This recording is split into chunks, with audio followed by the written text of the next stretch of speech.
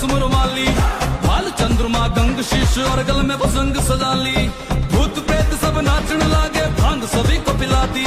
मार मार के खुशी सताड़ी, आधी दुनिया हिला दी। तीन लोक के राजा शिव जी करने चले हैं शादी।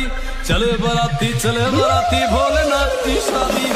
ऊपर तिलक लगा के तन पे भस्म रुमाली, भाल चंद्रमा गंग शीश और गल में भुजंग सजा ली। भूत प्रेत सब नाचने लागे, भांग सभी को पिला दी।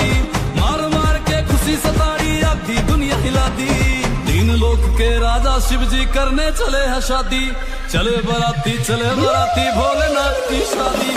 ऊपर तिलक लगा के तन पे भस्म रुमाली, भाल चंद्रमा गंग शीश और गल में भुजंग सजा ली।